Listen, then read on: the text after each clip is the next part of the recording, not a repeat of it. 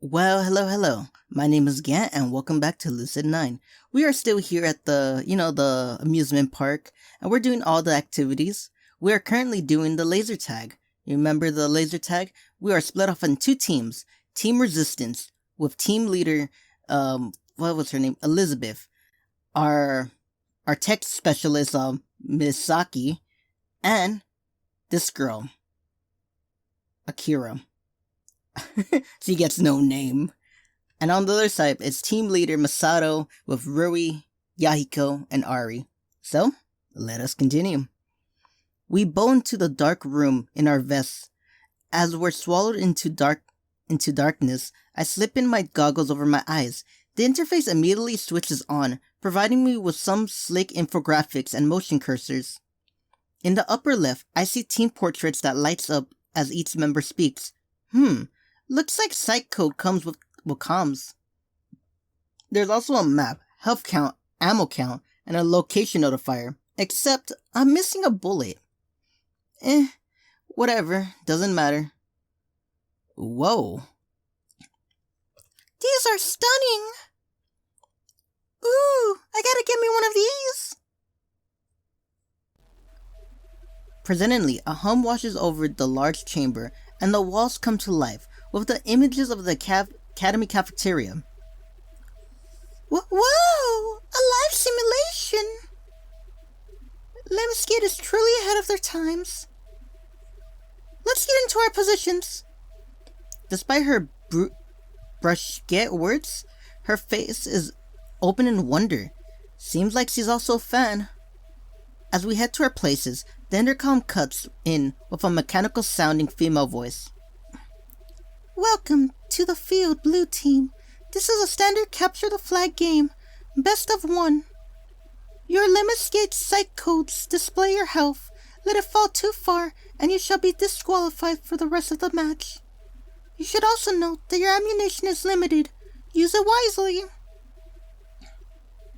As Akira and Misaki split towards our base on the rooftop, Elizabeth motions me to a corner at the perimeter. Ooh, are we gonna make out? Stuff it! Stuff it! This is the way to their base! A quick glance at the minimap confirms her claims. When the game starts, we go together, but cautiously. Isn't it better to attack from two different directions? Who's the captain again? Oh, I see. You do want to make out. Stop it! Bloody gaw volleying mug off your trolley, choking Great Eagle. I can only grin at her as the intercom flickers to life. All players within their team zone. The game will begin in 10 seconds. Shall read it to you, good chap. 8 seconds.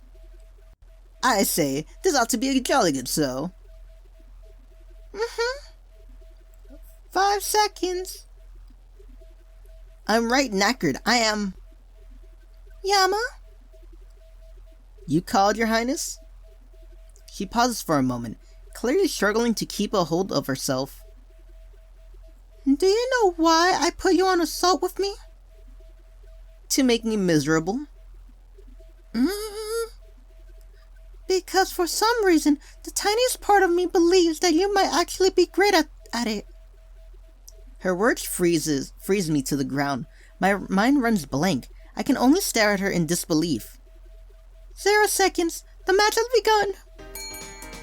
A high-tone bell rings through the room. What the fuck? That sounds like a fucking dinner bell. I'm sorry. It just threw me off right now. A high-tone bell rings through the room. Elizabeth turns her attention to the corridors. Let's go. She stalks to the courtyard. Even as I follow her, my thoughts are a jumble in my head. Great at it. Great at anything? How could I be great at anything? I can't even do anything Molly well. Great. And why would Elizabeth tell me so? The girl who hates my guts. The girl whose guts The girls whose guts I hate. Why would she say that? I could be great at something. Stop! She throws out her hand It collided with my chest, sending a rush of sparks up my spine. I quickly stepped back, shaking the feeling off. There!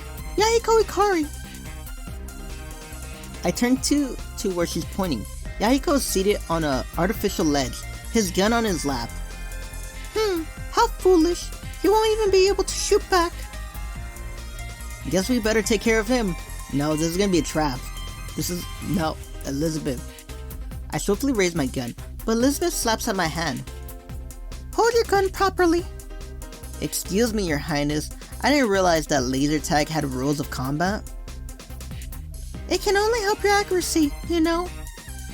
She raises her own gun, her voice lowering to a concentrated whisper. Steady breathing, proper stance, and grip are important, but a good trigger pull is what can make or break it. Her posture shifts carefully, as if gunning someone down was a common occasion. With laser-like focus, she finally moves her finger to the trigger. One sharp flick at her finger, the trigger clicks and Yahiko immediately jolts up, hands flying to his goggles. Yo! What was his voice? Fuck, man, I still don't know what to do for his voice. Wow, someone shot me! I'm thinking that one. That should have been a fatal shot. Laser tag would have been really short with fatal shots. Oh, be useful and shoot something. I obligingly poke my gun out of the hole and fire blindly. Oh, there you are. Not what I had in mind. You had a mind? Shut up and run. Run! We race through the obstacles and shots sound all around us. Finally, we find an out-of-the-way corner where we pause to catch our breaths. Right. We must have a new plan. Such as... Yahiko is the only person on the fence, and we pass no intermarries on our way here. Paired with Masato's personality, it's highly likely that 3 people are on assault. So Misaki will be overrun. They probably have the flag by now. Oddly enough, I can respect her at the moment. She seems to know what she's doing. Well, where does that leave us? We're fucked. We'll have to kill them on their way back. Akira, come in. What's your status? Akira! Right. Their comms must be shot before they can alert us. We're on our own, Yama. I can't read for shit today. Please forgive me, Yama. Please love me. I have purple hair, have purple eyes, and my hand is up to my chest. Please, I'm pulling my soul out to you. Please, either love me or go commit seppuku. Because you will never love anyone as lovely as me. What the fuck am I doing? So, what's the plan? You got to take red flag and sprint back to our base as soon as possible. I'll hold them off for while I can. But that's suicide. She draws her chin up and gestures to the entrance. Then it shall be a worthy sacrifice. Now go, and don't look back. Every passing second is a second wasted. The pulsing variable of laser guns draw closer. I obligingly dive around the corner and scoop the flag in my arms as Elizabeth screams, "Long live the resistance!" He finally, fuck man. He admits it. We are called the Resistance. Maybe she's taking this a little too seriously? Well, I guess it's up to me to get the flag to our base before Masato gets back to his. I sprint a full pace, winding through the simulated campus as I hear Elizabeth goading the other teams into chasing her. With the flag in tow, I haphazardly make my way back to base. I only got so much time before Elizabeth is shot. I'm hit. Looks like Masato actually left someone behind as a guard. I swing around just in time to see a small figure diving behind cover. Crap, my health is at 50%, At the very least, I still got a few chances left. Immediately, the laser tag would be pretty boring if it followed a one-shot, one-kill system. My grip on the pistol tightens as I peer from my little refuge. I line up my aim so that if the guard merges, I have a chance to take them down first. I can't react fast enough. Neither of those shots hit when the guard darts from cover to cover. 4 shots left, and it feels like I couldn't hit them even if my gun was full. I'm down to 25% of my health, maybe 20 meters away from capturing the flag. After all, Elizabeth's hard-earned work too. Screw it. I charge towards the back table, ignoring the danger behind me. Standing around like that is just going to get me killed. I dive between the nearest piece of cover as I hear the enemy's laser pistol blare to life. It's down to the wire now. Final chance. Right. I stand up, blindly firing my remaining shots at the figure that's just a few feet away. The figure drops their gun in defeat as a dead icon pops up over them. I'm dead. With that, is she eating a fucking peach? With that, Ari places her gun on a nearby bench and pulls out a peach to munch on without a second thought. Fucking Ari, we're in a fucking war zone. I'm dead. Apparently, getting killed doesn't mean much. That was somewhat anticlimactic, especially given how lucky I was to have a shot her. Especially given how lucky I was to have shot her, despite me firing haphazardly. Beggars can't be choosers, though. I promptly plant the red flag on our stand. It glows in response, and after a second of humming, clicks into place.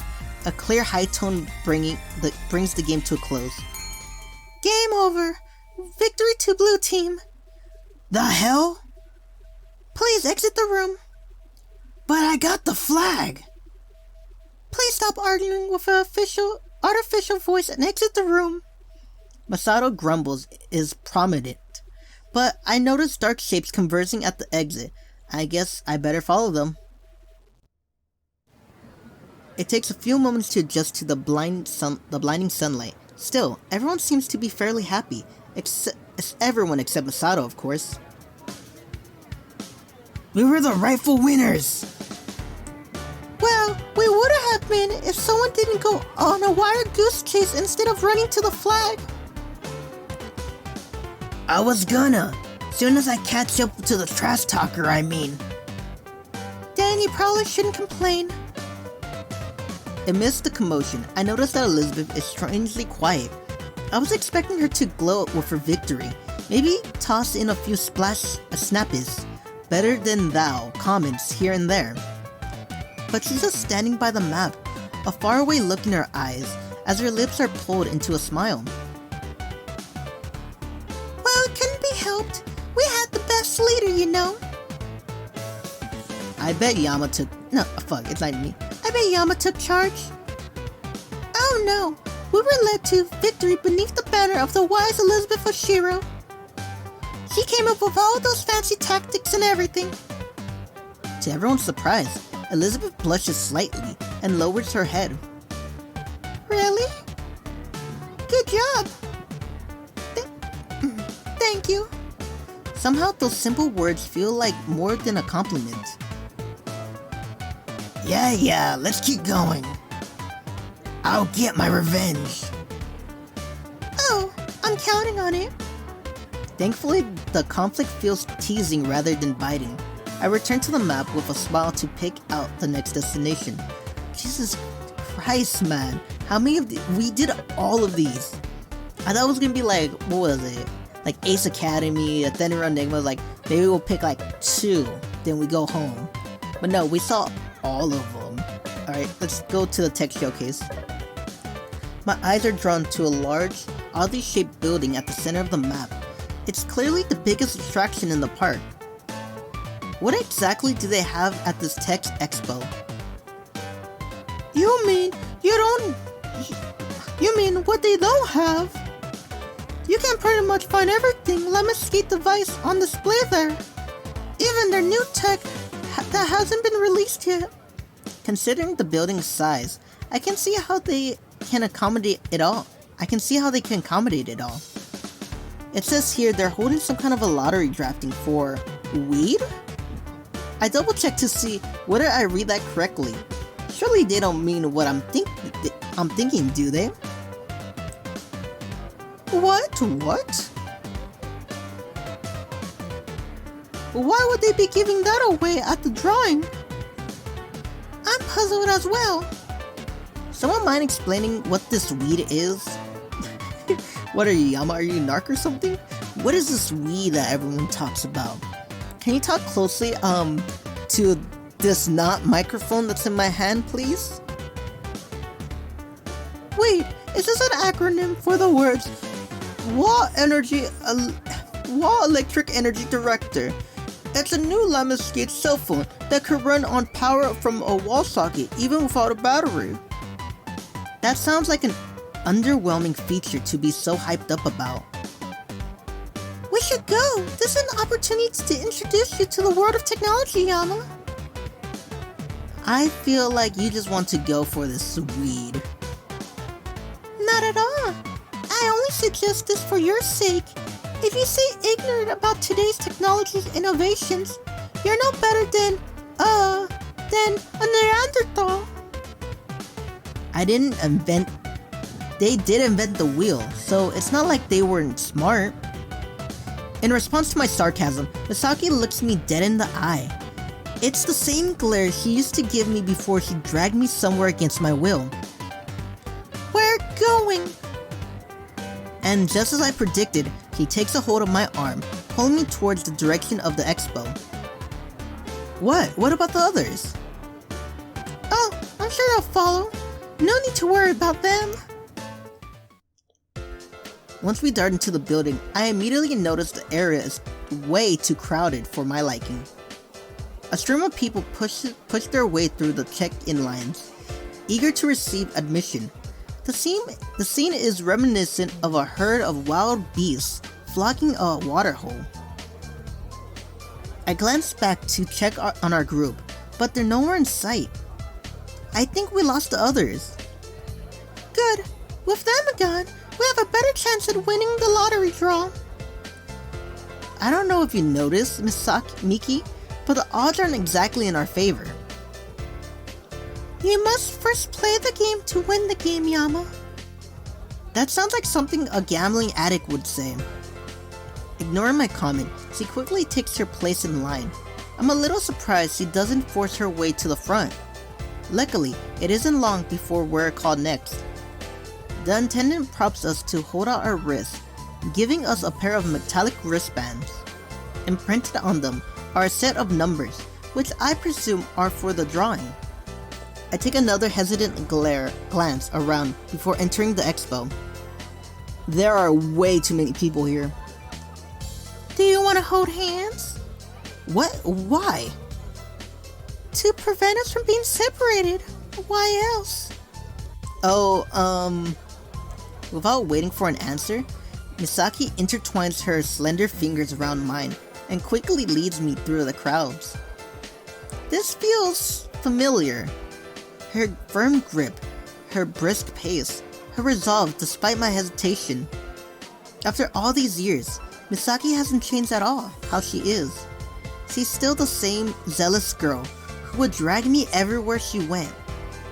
A sense of nostalgia causes me to grin.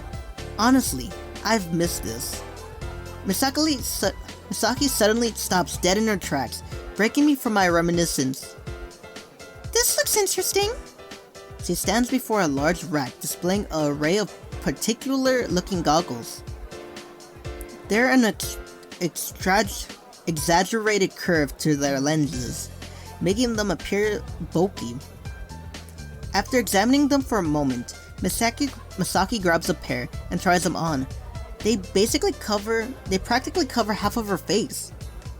I'm barely able to sniffle a snort. Uh-huh. What is it? See for yourself. She removes her goggles and slips them onto my face. They feel awkwardly large and must look equally as ridiculous. There are 3 video monitors displayed inside the goggle lenses, giving me a panoramic view of my surroundings. I feel Misaki's hand brush against my cheek as she adjusts something on the side of the goggles. As she does so, the camera zooms in and out of focus. They're called dragonfly lenses. They're sort of like a panoramic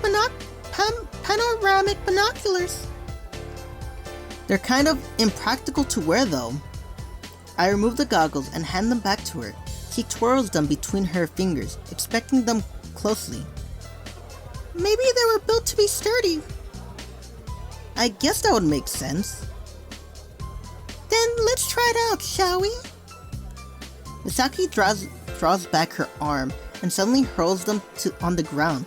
Thankfully, they don't seem to break, but I can't help grasp in surprise. What the heck do you think you're doing? I just want to see if they were sturdy, duh. You didn't have to smash them on the ground. Miki, what if they broke? Then we would be in deep trouble, wouldn't we? This girl, I swear, she does these kind of things just to mess with me. Before I can express my annoyance, a nearby commotion grabs my attention. Water. I wonder what that's about. With mouths agape, a group of people are fixated on a large object hovering a few meters above their heads. It zigzags haphazardly in the air as it comes dangerously close from colliding into them. From where I'm standing, it almost looks like a drone? Watch out! In one swift motion, the drone changes its course and flies straight towards us. I am barely able to push Miki out of the way as it spirals into a display rack. Sharp metal and glass of the drone slides across the floor, but the goggles remain relatively undamaged. It seems they are pretty sturdy. Are you two alright? As Misaki and I regain our composure, a woman jogs over. Judging by her uniform, she must be one of the attendants running the expo. Yeah, we're fine, I think. I look over at Misaki as she nods her head in confirmation. The woman breathes a sigh of relief at this, bowing her head apologetically. I'm terribly sorry. We're performing a demonstration and the drone stopped responding to our remote commands. A demonstration? Oh yes. Would you like to visit our booth? The least I can do is give you a demonstration of our tech. I'm not sure how that would compensate for almost killing us with one of your drones. Of course! Misaki, however, doesn't seem to mind. Wonderful! If you two will please follow me, I'll show you the way. After navigating our way past the crowd, we come to a stop at a large military-themed booth. It's impressive to say the least. There are numbers of electronics scattered about, but I haven't a clue what any of them are supposed to be. It's almost like someone just dumped a pile of scrap parts together and claimed it was state-of-the-art equipment. Or maybe I really am a Neanderthal. Fuck. Or maybe I am a Neanderthal. Fuck. Or maybe I am a Neanderthal who doesn't understand technology. Meh. The attendant places the drone, or rather, what's left of it, on the counter. She takes a moment to examine the inside of the machine. With a solemn expression, she mumbles something under her breath. The Akaris are definitely not going like this. Did I just hear her say the Akaris? Excuse me, do you mind telling us about them? About who? The Akaris. Oh, they're part of Lemonscape's board of directors. This expo is sponsored by them, believe it or not.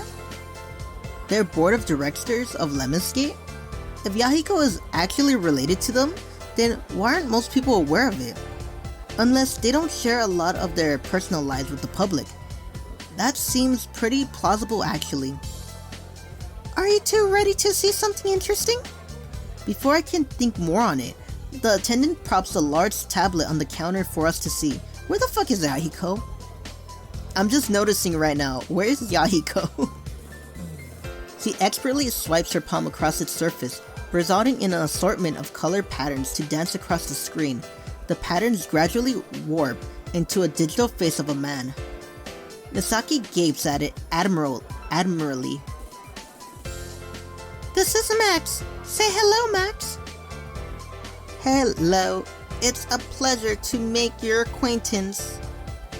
Contrast to his appearance, the implication of Max's voice sounds very human-like. It's almost a bit disconcerting, coming from something that looks so artificial. Max is one of our newly developed AI programs. AI? Okay. AI, as in artificial intelligence? Correct. While we've made some advancements in the last few years, we're only scratching the surface of what's possible with AI technology. Max is the product of that research so far. Misaki's eyes brighten in excitement as he examines the machine more closely. What was he created for exactly? He'll serve as an automated assistant for law enforcement in the future. An assistant? Max collects massive amount of data from various sources and uses the information to determine suspected criminals. He would then relay his findings to the user in charge and suggest what actions they should take based on the situation. But isn't it possible for him to mistake someone for being a criminal? Highly improbable. If anything, Max would be more efficient than humans. His judgment wouldn't be clouded by emotions. But, you know what I mean? Like, even if, like, that 1% of getting it wrong could fuck over someone's life, if you think about it that way.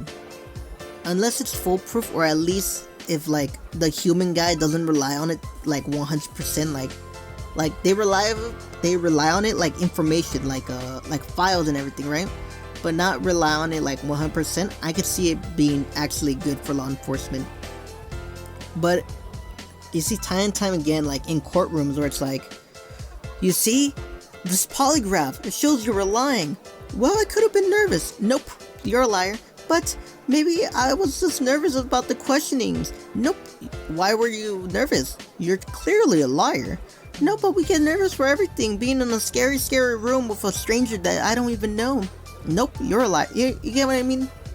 And there's so much data about that. Like, what's another thing? Bite marks? You ever see that, like, on the TV?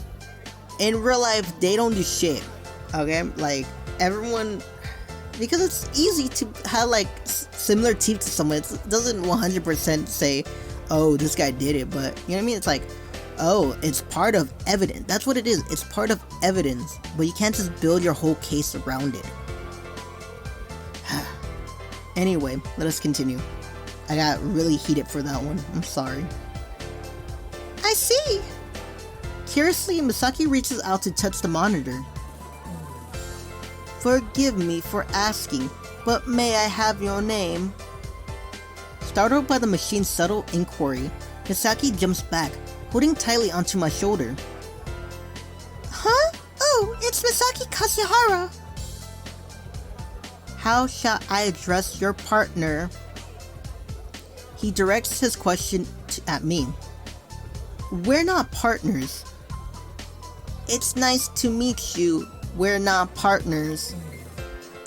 Is he purposely being sarcastic? Are machines even capable of doing that? Thank you for your cooperation. I have stored your name for future references. Forgive me, but I must shut down in order to perform necessary system updates. Oh, of course. Have a good rest then, Max. The attendant promptly shuts off her power and carefully places him behind the counter. While she props back up, she beckons us over the counter where a large telescope device sits by itself. This is a laser microphone. While they're used for surveillance, I sometimes uses them to eavesdrop on my coworkers. She conspicuously winks at Misaki as she hands her the headphones. The attendant then aims the microphone towards one of the other booths. The device uses a laser beam that detects sound vibrations in distant objects. It then intercepts that data through the headphones, allowing the person to hear conversations that would otherwise be inaudible from a far distance. Can you hear it? Voices. Can you hear what they're saying?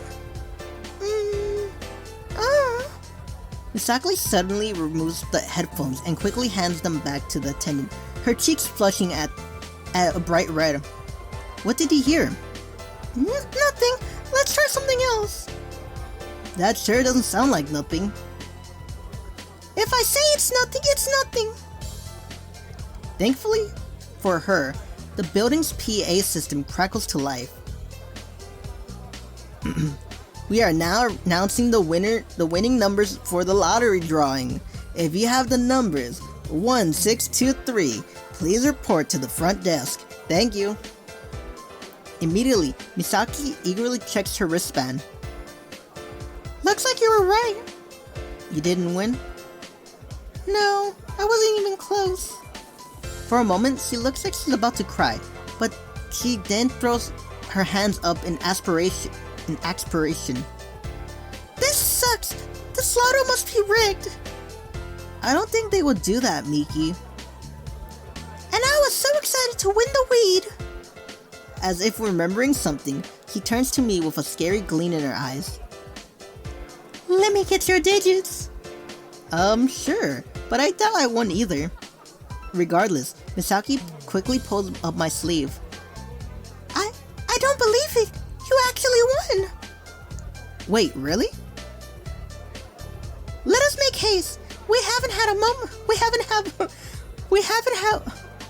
moment to spare.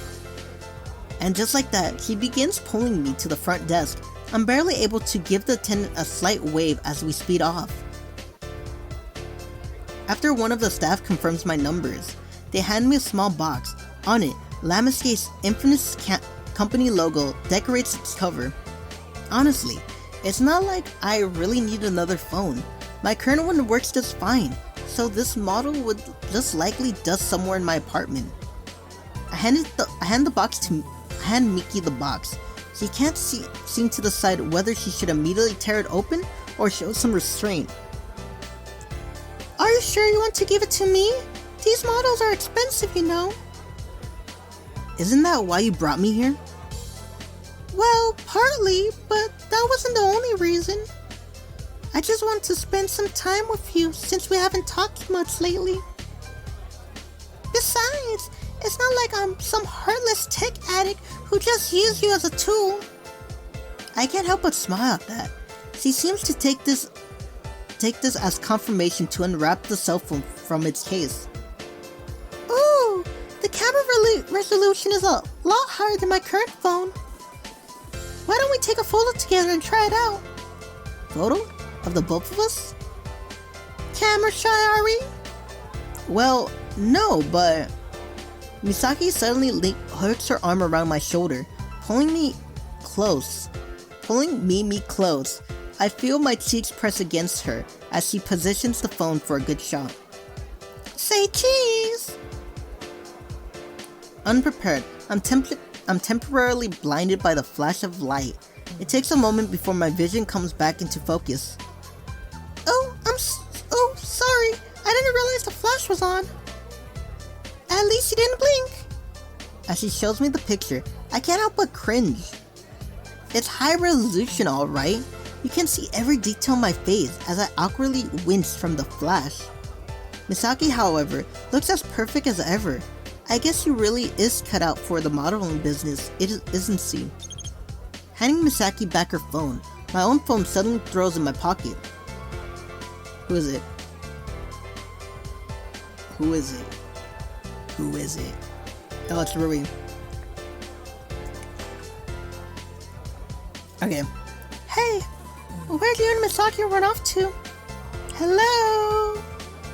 Did you forget how to use your phone? I just reported a lost child to security. I'll be waiting near the food court whenever you show up. What's your title? Just your average girl. If you need my help for anything, just ask. Who was that? Rui. She's wondering where we went. Oh, then let's not keep her waiting. Where the fuck is Yahiko? Misaki takes my hand once more as we both make our way out of the expo. When we meet back with the group, it's apparent Rui isn't happy with me. She avoids eye contact, focusing her attention on the hot dog she's munching on.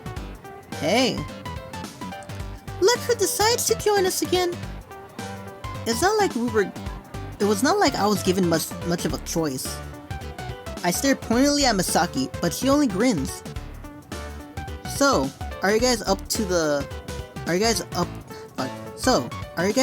heading somewhere else? Anywhere's fine with me, man. Long as it's fun. I shall leave you to the side. I shall leave the decision to you. You are the navigator of this exposition.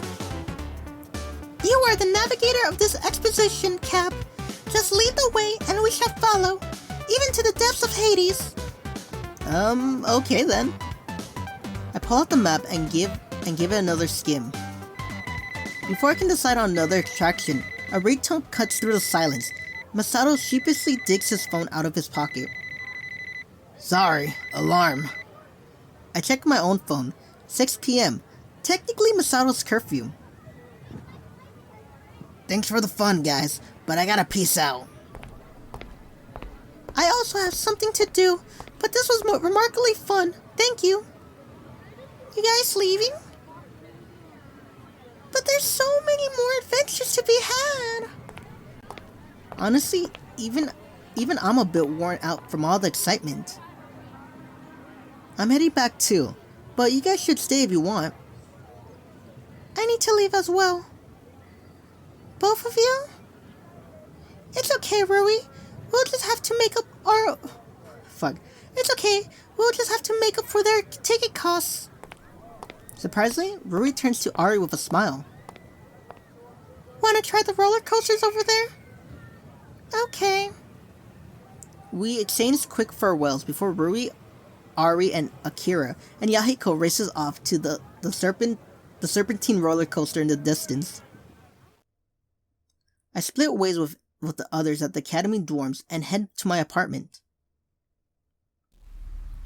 While walking along the street is a cold reminder of the state of life. Gone are the festive colors, energetic children, and high-cutting attractions at every corner. Instead, I'm surrounded by digital posters, newspapers, and the faraway whine of police sirens. Out of curiosity, I steal a glance at the digital newsstands. Mayor Conference will reveal plans over national news network by next month. Plans, government, all useless. Technically, Isamu is only doing this well due to the efforts of local authority, but I can't trust anyone who pay to make decisions for everyone other than themselves. Excuse me, you're an academy student. My attention immediately switches from the headline to a police officer behind me. I immediately feel a thrill of adrenaline through my veins. Calm down, it's not like I've done anything wrong. Yes, sir. Where are you headed? Just passing through. He evaluates me for a moment with an unreadable expression. Come with me, I got some questions we need to ask you. No. Bile rises to my throat. I struggle to force my mind into submission. Just follow him. Just follow him. Just... Ugh. Where am I? What the fuck? Pulse racing, head spinning, deep breath, freeze my limbs, close my eyes. Right. Apartment sofa, shelves, plant, kitchen, television. This is my apartment. No threats, no problems, no people. I'm fine, unhurt, I'm fine. After a few moments where I'm I agonizingly trained my system back to its original psychological state. I checked the time. 9 p.m.? 3 hours gone? I suffocate the returning sense of panic, rifling through my phone. No messages, no phone calls, incoming or outgoing, no emails or new appointments. In other words, no idea of what I've been doing or who I was. Why is it back? It should be gone. I thought it was over. Stop. Calm down. First, my present state. No injuries. I'm full too, so I guess I ate dinner. I noticed a handful of textbooks strewed across the coffee table. Was I trying to study? They're definitely my textbooks. So, I'm fine, for the moment. Question is, what happened in the gap? I fumble over to the kitchen, digging my anxiety meds out of my cabinet. 5 years. 5 years since I had to use these. Here I was thinking that I'd never need them again, allowing myself to forget. Silly me. My vision crosses for a moment, as I gulp them down. Ugh. I'll never get used to that feeling. But, thankfully, my pulse slows. My breathing evens out. I let my limbs sink into the sofa, staring idly at the ceiling. Right. I'm fine. Tears surge to my eyes, but they're purely chemical. A response of fright, something that always plagued me after one of these lapses. I get hormones like a teenage girl, fresh out of a breakup, but it's just my brain lying to me. It likes to do that. My brain is a pathological liar. Nor does it stop at these random mood swings.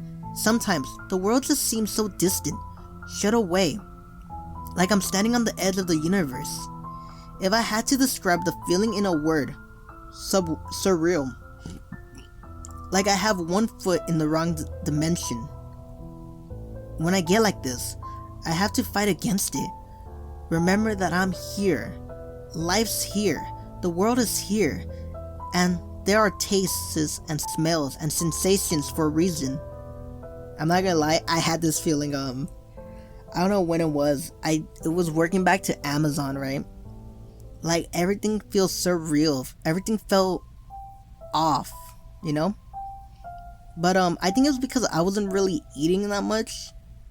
Because, I don't know. When I used to go to work at Amazon, it used to be really early. I would work for 6 hours, moving heavy boxes. I don't eat at work. And when I got home, I just went to sleep. Wake up later at the night, and I'm like, it's night. I shouldn't be eating. So, I'll just do whatever, then go back to sleep, and wake up to go to work the next day. And I fucked myself up. Like, I was basically starving for like a week or two. So, fun times. But sometimes, there's just a tiny trickle of doubt in the back of my mind. Am I real? No, not that. Not exactly. Of course I exist in the technical sense of the word. But rather, am I sensing everything correctly? If my brain is lying to me about my emotions, what's to say it's not lying to me about anything else? When you hear someone talk, you don't hear it how they deliver it. You hear it how you perceive it, regardless of what their intention is. The frightening infinite words, I like you. You can be terrified, or you can be thrilled. You might even be a mixture of both. But the only thing that matters is how you take it, not how the other person says it. Maybe they want you to be happy, or guilty, or angry, but what they want doesn't necessarily carry across. It's the same for when you see something. Everyone looks at advertisement a different way. Everyone takes fashion sense a different way. Presenting a piece of contemporary art in front of a panel of critics will always gather a wide range of response, so long as the audience is intense enough. Nothing is absolute. Everything is just how it's perceived. That's what people like to say. In my opinion, that's the easy way out. But I like to think there's something absolute. Somewhere, there are rules written in stone, or the essence of an object, something that's unchangeable, and is there whether you like it or not. And yet, if there's something absolute, then some people in their perceptions are right and others are wrong. What if I'm wrong? What if everything I sense is a lie?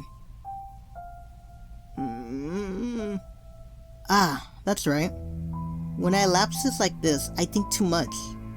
My former therapist liked to say that I'm just trying to ground myself, re-solidifying my values, remember who I am. Am I really gathered from that all I really gathered from that explanation is that my brain is a huge pain, over-emotional, overthinking, overbearing. Thankfully, I can already sense that I'm recovering. My heart rate is stabilizing, and my breathing is even. I vaguely remember little bits of advice from my therapist. Ground yourself with something physical. Identify your negative thoughts and replace them. Accept your anxiety. It's a little alien coming back to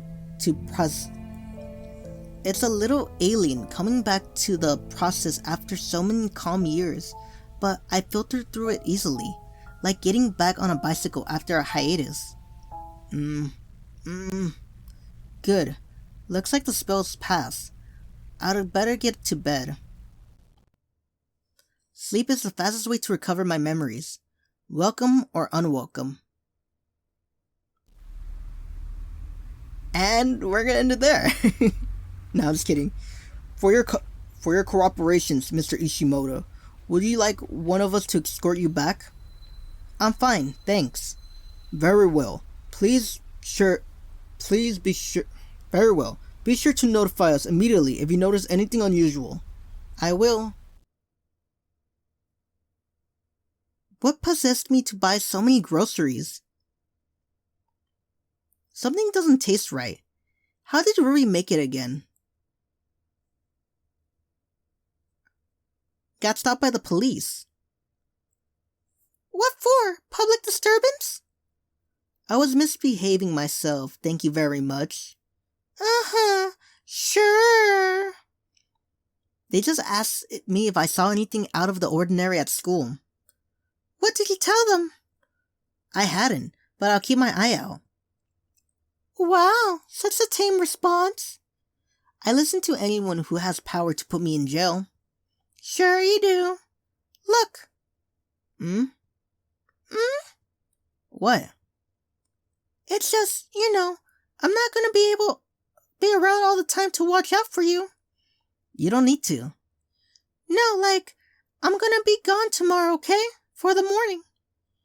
What does this have to do with anything? Just, don't be an idiot. Oh, wait, I guess that's impossible. You're in a weird mood. You're weird all the time. See ya. Bye.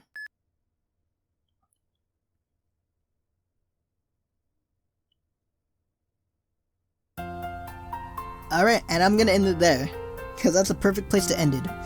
If you like this video, hit the like button, hit the subscribe button, hit the bell notification, leave a comment about anything, and I will see you tomorrow. Oh wait, did I say everything? Yeah, I said everything. I like this game, but at the same time it's like, I hate doing everyone's voices. Don't get me wrong, I could kind of do them okay, but I still kind of wish that someone would give me, some guidance in voice acting. And they kept saying, we're gonna put voice actors in this game.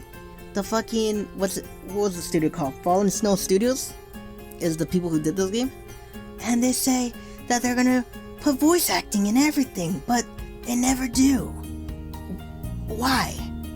Why must you lie to me? Man, I'm just so happy. Alrighty. Well, I'm gonna get out of your ears in a bit. Alrighty. So, this is farewell. And as always, bye bye.